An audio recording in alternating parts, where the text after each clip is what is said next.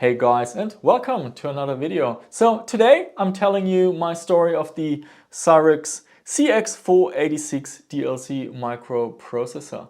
The story begins with me having a 386. It was a Vobis high screen. I love that computer, excellent gaming memories, and I wanted to upgrade to a 486 without spending too much. And I saw an advertisement for a pre-built, a 486 DLC machine, and I spoke to the seller and he said, yeah, it's roughly on the same level as an Intel processor, but little did I know, this actually has very little to do with the 486.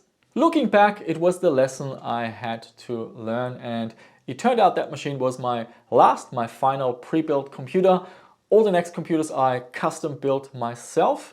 I used magazines like the PC Player magazine to learn about hardware compatibility issues, and they gave really good advice. My next computer was a 486. I remember it had a Gigabyte motherboard, an AMD 486 DX4 100 processor, and that was a really beautiful computer. So coming back to the Cyrix 486 DLC, it is basically a CPU for the 386 socket. And yeah, I had no idea. I thought I bought a 486 machine, but it turned out it was a 386 motherboard with this CPU. So this plugs into a 386 mainboard and it offers you improved performance, mostly because it has 1 kilobytes of level 1 cache. So let's find out what the CPU can do, and we will compare it with the AMD 386 running at 40 megahertz. So let's take a look at the parts that we have today. We have a 386 motherboard with a Forex chipset. This one is a late generation board. It actually supports 486 CPUs as well. And we have 4 megabytes of RAM as well as 256 kilobytes of cache. The processor launched in 1992, so I checked out the PC Player magazine from 1993. It's a good representation, a good snapshot of how things were back in the day. There's an interesting article here talking about the 486 CPUs and that it can be quite confusing. They explain how with the 286 and with the 386 everything was straightforward. You know exactly what you got, but with the 486 you had clock doubling, different caches, you had CPUs with the maths processor and without. So yeah, that's an interesting article. We need a graphics card, and the PC Player magazine gave good advice. They're recommending the Tseng ET4000, and look at that, that's what we have here. It's a ISA video card, 512 kilobytes of video RAM with the Tseng ET4000 chipset. For storage, we have an ISA controller with the Goldstar Prime 2 chip. For the hard drive, we have a replacement.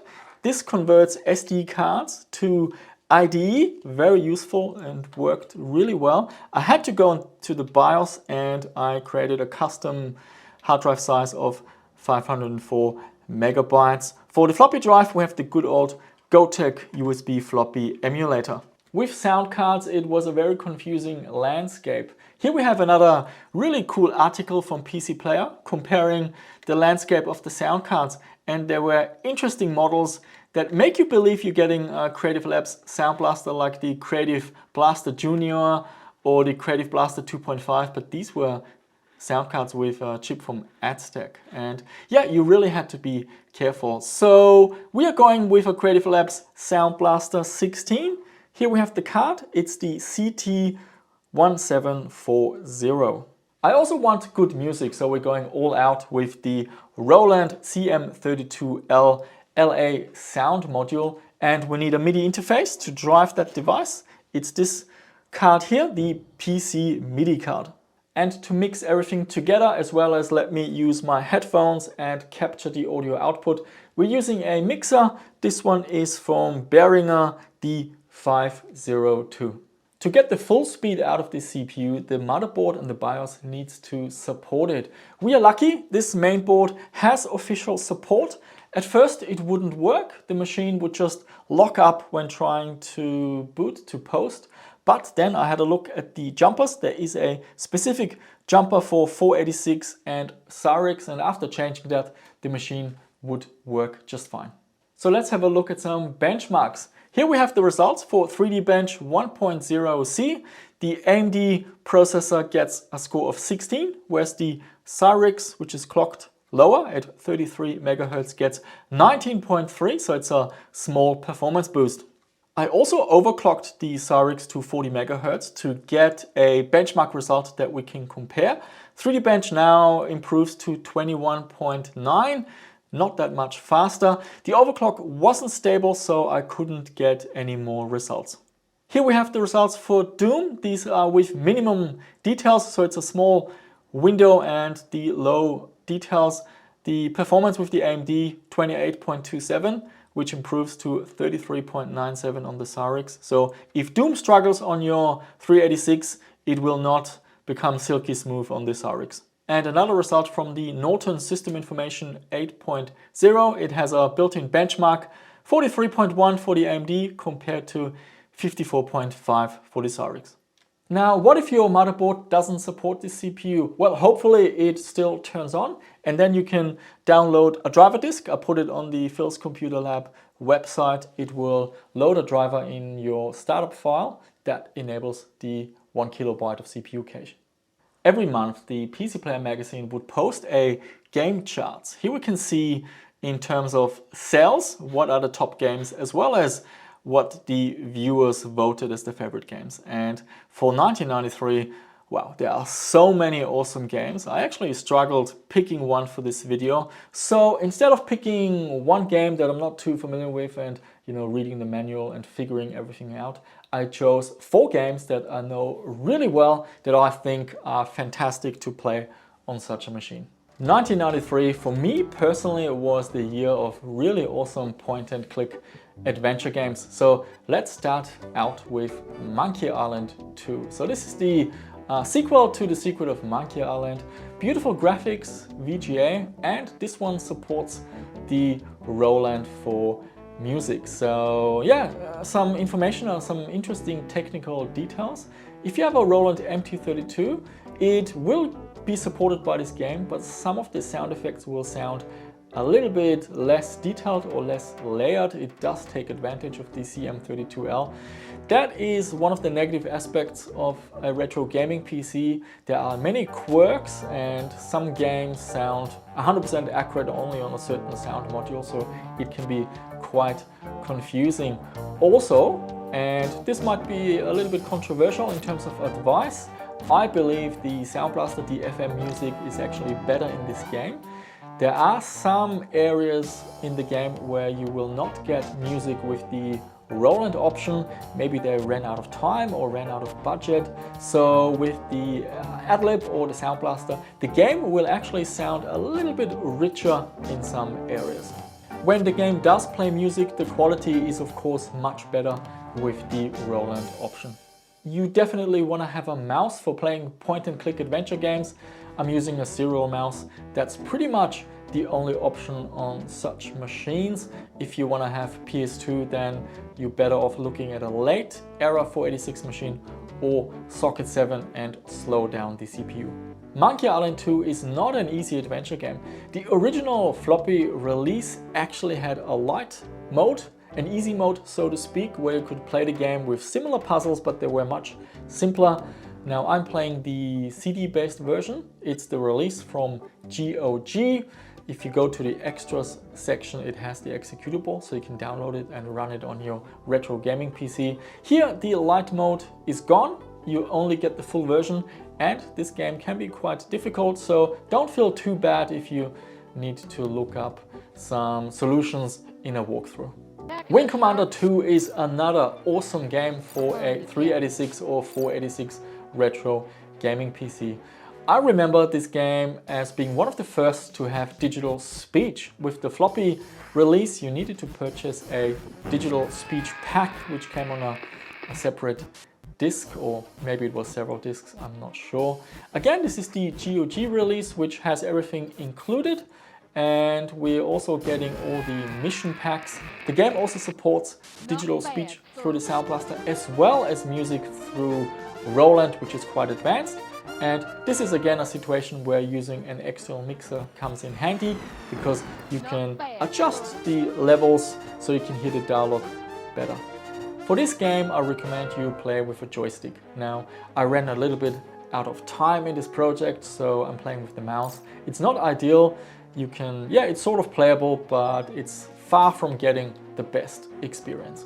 Wing Commander 2 is a little bit more accessible compared to the first game. I would say it's somewhat easier. You don't get punished as harsh if you do lose a mission. The graphics are nice, the sounds are nice, and the story is also quite interesting. And it is definitely a game I can highly recommend for you to check out on a 386 or 486 retro gaming PC. We have another point-and-click adventure game. This one, I would say, is my #1 point-and-click adventure game. It is Indiana Jones and the Fate of Atlantis. Again, it's the GOG release.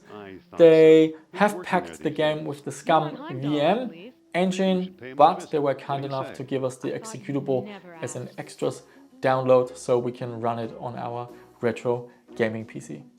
This is the CD-ROM release, the talkie version, which has digital speech. So it's another game that supports both Sound Blaster and Roland for the music. Again, another situation where having the external mixer is really handy because you really want to adjust the balance between the music and the speech so you can hear clearly the dialogues, but also the soundtrack, the music is absolutely gorgeous in this game. I would say this game is a little bit easier compared to Monkey Island 2. It also has a little bit of replayability. There are 3 branches that you can choose very early in the game, and each one has different puzzles. So this really is a gem from 1992, 1993, from that era.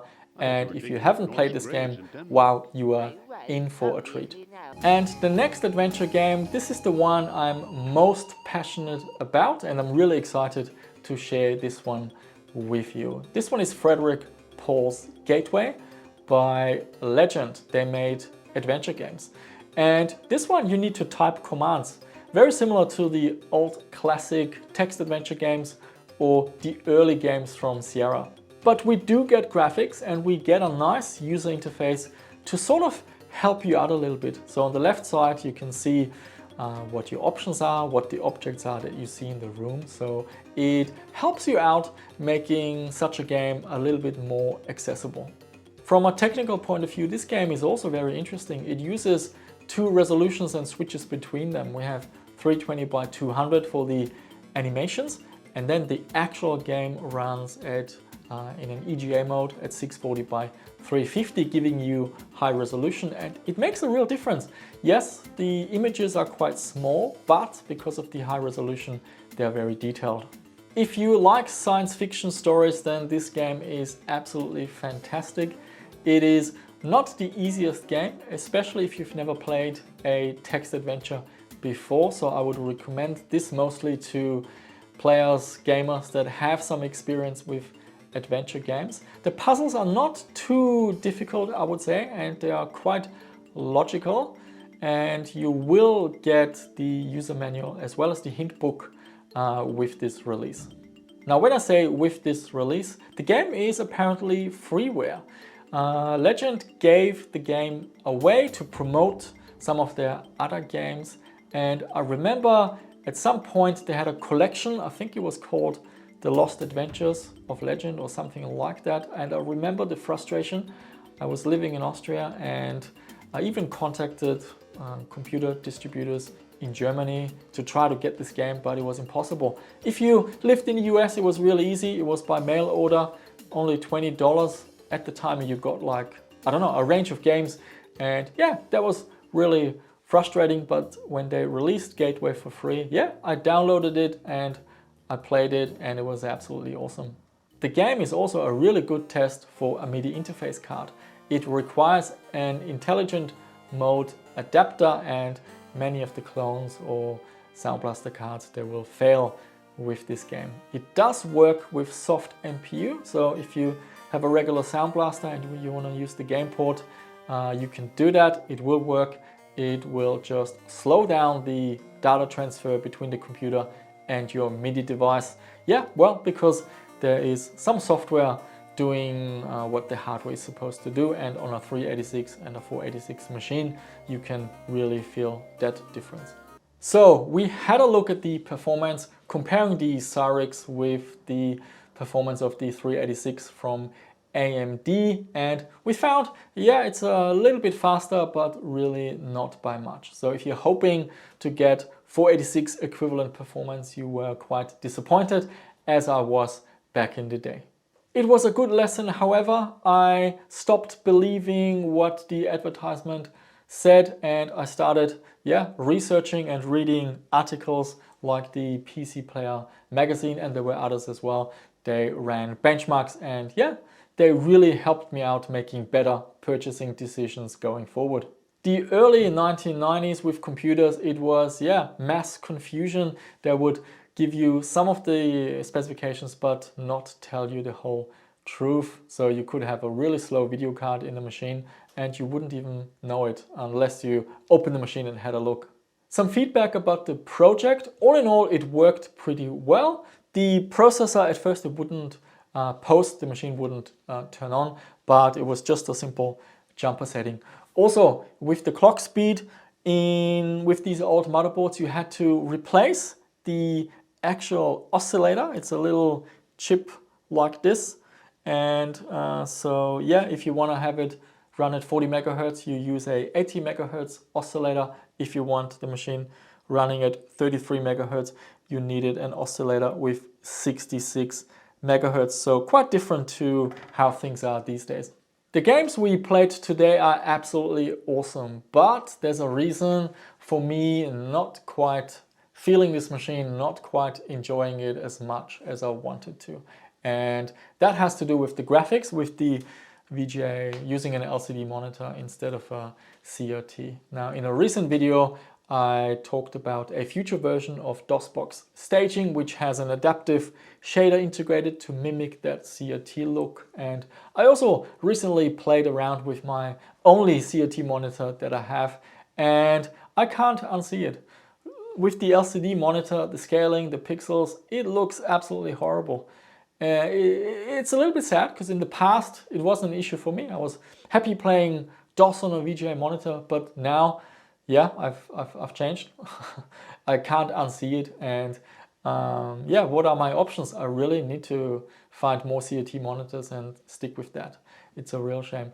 I'm close to even saying if you want to enjoy these games and have an authentic experience, you might actually be better off playing it on DOSBox Staging with a CRT shader instead of using it on a VGA monitor. And also a little bit disappointed with the Sound Blaster 16. I got some popping and clicking going on with the speech. That could be many reasons for that. It could be that the Sound Blaster is failing, needing some new capacitors, but it could also be a compatibility issue between any of these components. So that is the nature of dealing with a real retro gaming PC, unfortunately. So now I want to hear from you. The year 1992, 1993, 1994, what were you up to? What computer did you have? What games were you into? I love reading your comments. What I do most days, get out early, a reason to get out of bed, go to a coffee shop, and then I check all the comments. And especially on a Saturday morning, it's one of my weekly highlights reading from you and your comments. So I think it was an interesting project. It has opened my eyes a little bit with the CRT monitor, and a good reminder of how confusing PC hardware was back in the day. And you really had to double check what sort of hardware you would get to avoid disappointment. And I think that's it for this one. I really appreciate your support and watching my videos. And also big thank you to my Patreons. We have a fun Discord server where we help you out with your projects and share photos and everything. It's really awesome. And that's it for this one. Thank you so much for watching, and I shall see you soon with another one.